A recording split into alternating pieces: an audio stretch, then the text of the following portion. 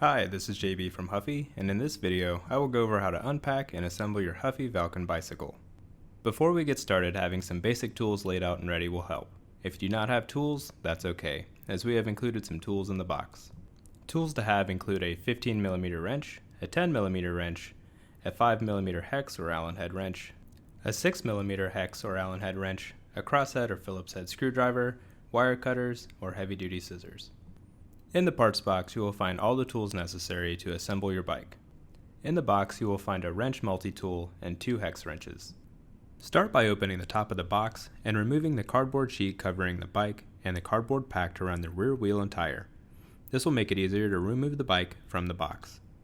You will also want to remove the saddle and the parts box. Once this is done, you can remove the bike from the box by pulling upwards. Once out of the box, lay the box flat and lay the bike on the box. This will protect the bike from scratches while you are removing the zip ties. You will notice that many of the bike parts have been attached to the bike frame by zip ties. You can remove those carefully with wire cutters or heavy-duty scissors. Kitchen shears will also work. In this video, I have already removed the zip ties. Once you have removed the zip ties from the bike and its parts, you can remove the front wheel and take the protective plastic off the axles. You should also remove the plastic protective cap from the hole in the head tube where the handlebars will attach. Once you have done this, you can set the front wheel aside. You can now lift the bike off the box and set the bike upright on the ground. Turn the front fork so that it supports the bike better. The brake should be facing forward, and the protective plastic cap should still be in place where you attach the wheel. The bike should stand on its own, and you can now remove the rest of the protective paper and foam from the bike frame. I point to the black protective plastic cap on the bottom of the fork to show that it is still there. Leave it in place until you are ready to put the front wheel on. You will attach the saddle to the bike, but before you do, you need to tighten the quick release mechanism. Do this by pulling the lever open to remove tension and then tightening the nut by hand until you cannot anymore. Then push the lever closed. It may take some extra effort to close. Now repeat this one more time. Pull the lever open, tighten the nut by hand again, and then push the lever closed. You have now adjusted the quick release and can add the saddle to the bike. To do this, pull the lever open on the quick release mechanism, slide the seat post into the opening, then push the lever closed once you have set the seat post to a desired height. You can easily adjust it later if needed. Also make sure that the seat post is inserted into the opening to at least the minimum mark. The minimum mark is signified by vertical dashes imprinted into the tube.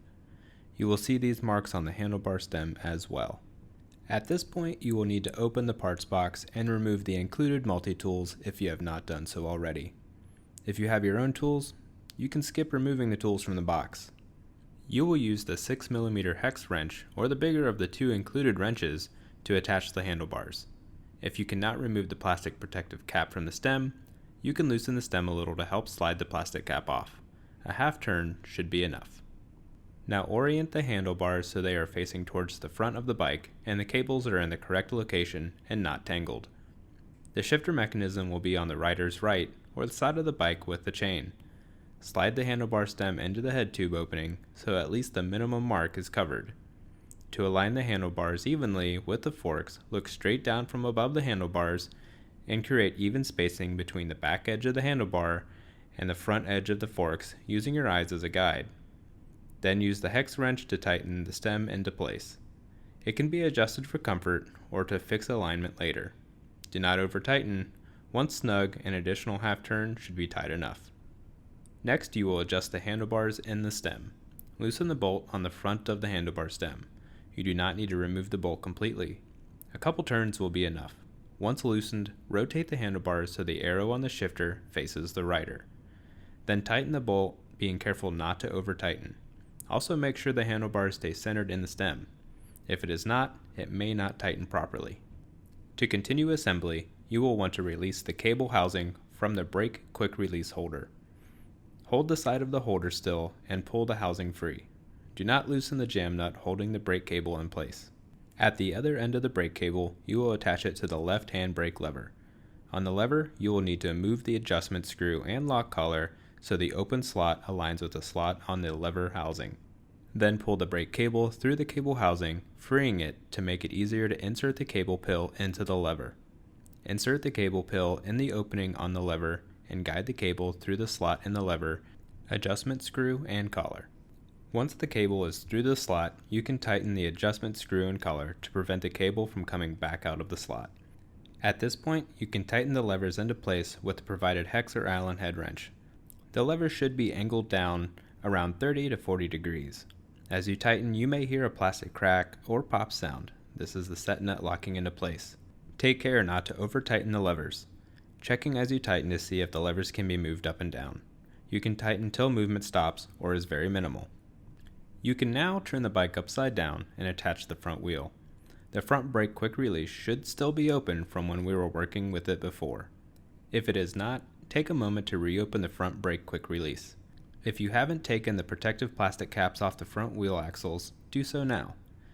You can also remove the plastic protective cap from the fork.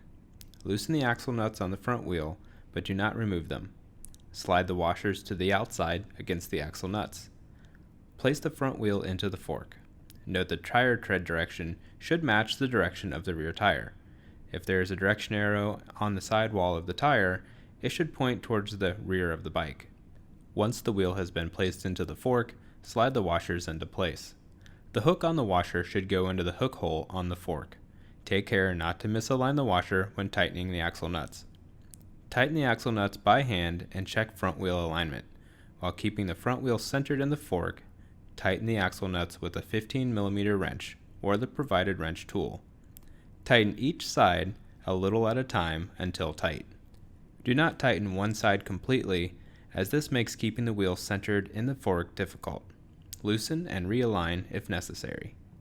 The parts box should have 2 pedals. Remove those from the wrapping and identify the left and right pedals. The pedals should have stickers on them, but in the event they have come off, the pedals will have a L or R stamped onto each end of the metal part of the pedal near the threads. The left pedal also has hash marks where you apply the wrench. Start with the right pedal. As noted before, the right side of the bike has the chain on it. Screw the pedal into place, turning the pedal to the right. Use a 15mm wrench or the provided multi-wrench to tighten the pedal. Now install the left pedal. Notice the sticker on the pedal has an arrow signifying a left-hand turn to tighten. This pedal does not follow the standard righty-tighty rule. Also notice the hash mark signifying it is the left pedal as mentioned before. Only the left pedal will have those 3 marks. Once you have installed the pedals, extend the kickstand and flip the bike over, setting it on its wheels. In the parts box, you will find 2 screws in a bag and a derailleur guard. Put the guard into place and tighten the screws with a crosshead or phillips screwdriver or the provided tool. You can also use a 10mm wrench or the provided multi-wrench.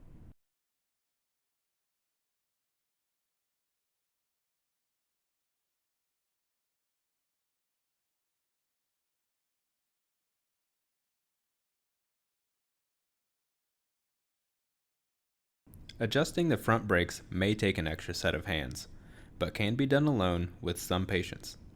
You will need a 10mm wrench or the multi-wrench provided. You will also need the 6mm hex or Allen head wrench. Working with one side at a time, loosen the brake pad a couple turns with the hex or Allen head wrench. Push the arm towards the wheel and adjust the brake pad so it sits flush against the rim and does not touch the tire. Tighten the brake pad into place and do the same on the opposite side.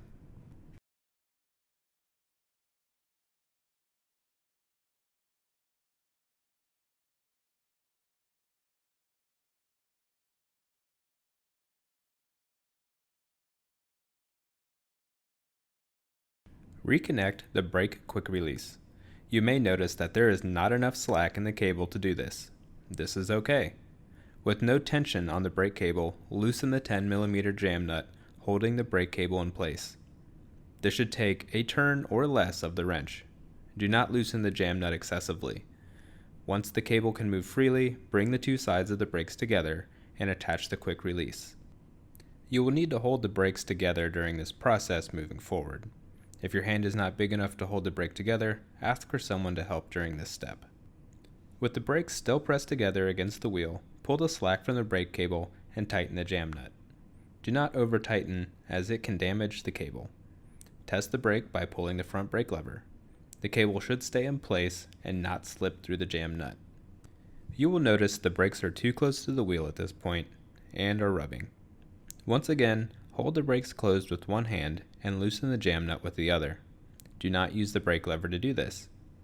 Once the jam nut is loose, let a few millimeters or around 1/4 of an inch of cable slack through the jam nut.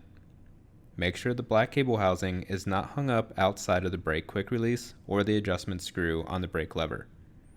Tighten the jam nut on the brake. Once again, be sure not to over tighten. Test the brake by pulling the brake lever. Make sure the cable does not pull loose from the jam nut. In this video, we now notice the brake only pulls on one side. Each bike may be different, and you may not experience this. If you do have this issue, you need to further adjust the brake to create an even braking and reduce rubbing. Use a crosshead or phillips screwdriver to do this. The provided Phillips tool will work as well. The side of the brake that is not moving when the lever is being pulled will need adjustment. Find the adjustment screw and tighten it 1/4 of a turn and pull the brake lever to check movement.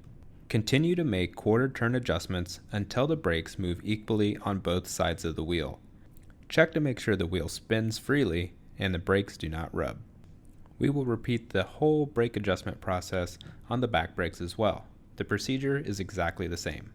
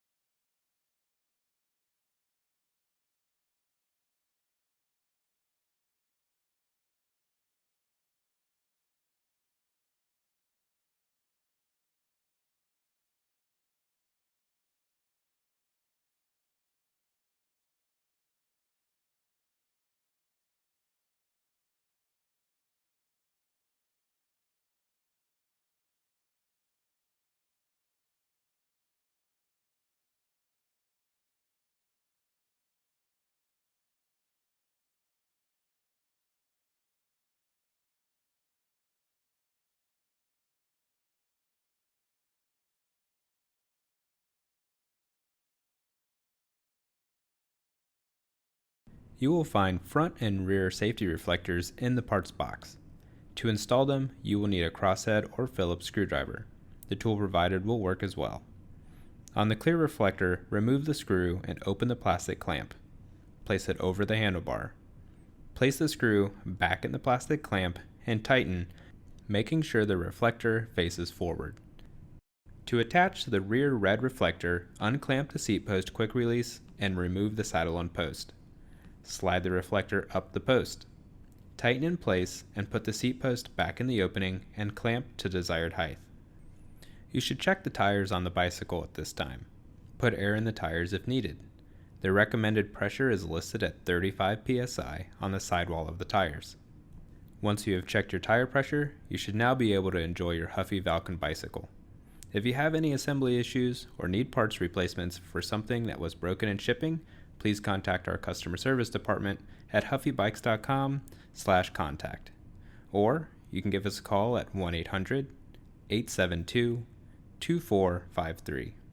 More information can also be found in the owner's manual. Remember to obey local laws when enjoying your bicycle and always wear a helmet when riding.